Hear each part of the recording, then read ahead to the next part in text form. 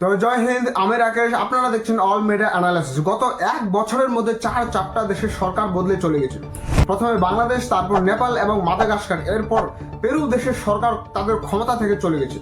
আর এই সব সরকারের ক্ষমতা চলে যাওয়ার পিছনে একটাই শব্দের উচ্চারণ যথেষ্ট, সেটা হচ্ছে জ্যানজি। আর এটাকে যদি বাংলা ভাষার স্বদেশী উচ্চারণে আরও ভালোভাবে বলি তাহলে জ্যানজেট নামে এক ধরনের জেনারেশনের ছেলেমেয়েরা যারা 1997 থেকে শুরু করে 2013-র মধ্যে জন্ম নিয়েছে। 2025 অনুযায়ী এদের বয়স আনুমানিক 13 থেকে 28-এর মধ্যেই হবে। সেই হিসেবে কিন্তু আমাকেও জ্যানজি বলা যায়। এবার এই যে জ্যানজি, বাংলাদেশ এরপর একে একে নেপাল, মাদাগাস্কার, পেরু দেশের সরকারের শাসন ক্ষমতাকে উপড়ে ফেলে দিয়েছে। এখন প্রশ্নটা হচ্ছে, এই যে জ্যানজি যদি নিজের দেশেই সরকারের বিরুদ্ধে প্রদর্শন করে আর সরকারের ক্ষমতায় থাকা নেতা মন্ত্রীদের যদি এভাবে নিজের জীবন নিয়ে পালাতে হয়, তাহলে জ্যানজি মানে আজকালকার জেনারেশন যে ছেলেমেয়েরা এতটাই কি খারাপ? তাদের কি কোনো মানুষত্ব, বোধ বলতে বিবেক কিছুই নেই? না এর পিছনে আছে অন্য কোনো বিশাল রহস্য? তো চলুন এই বিষয়টা একটু ডিটেলসের সাথে আলোচনা করি।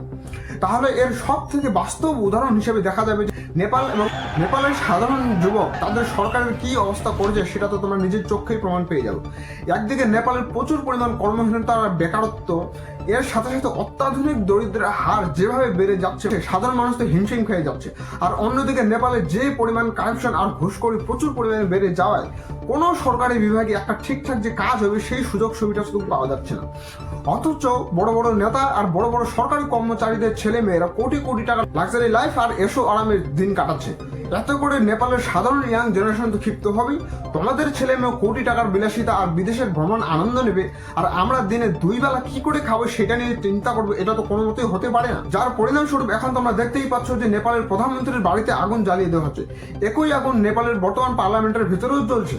আর সেখানকার অর্থমন্ত্রীকে তো ট্রেনে বাইরে এনে জুতো দিয়ে সবার সামনে ধুলাই করা হচ্ছে। শেষ পাল্লায় হেলিকপ্টারের সাহায্যে সবাই নিজের প্রাণ নিয়ে পালাতে কোনো মতে সক্ষম হয়েছে।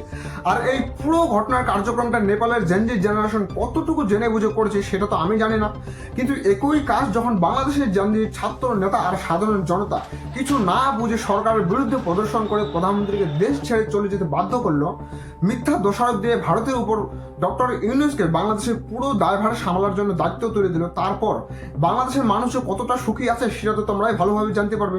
মনে করছিলাম কলেজের ছাত্ররা বাংলাদেশ স্বাধীন করলো, আগে স্বাধীন ভালো আছে, এখন স্বাধীন ভালো হয় নাই। আগে কাপড় কিনছি 300 টাকা, এখন কাপড় কিনে গেলে 500 টাকা দাম। হাসিনাকে তারা ভুল হয়েছে, সাধারণ গরিব মানুষের জন্য শেখ হাসিনা ভালো ছিল। আমরা কর্ম করে পেট ভরে খাইতে পারছি, এখন তো পেট ভরে খাইতে পারি না।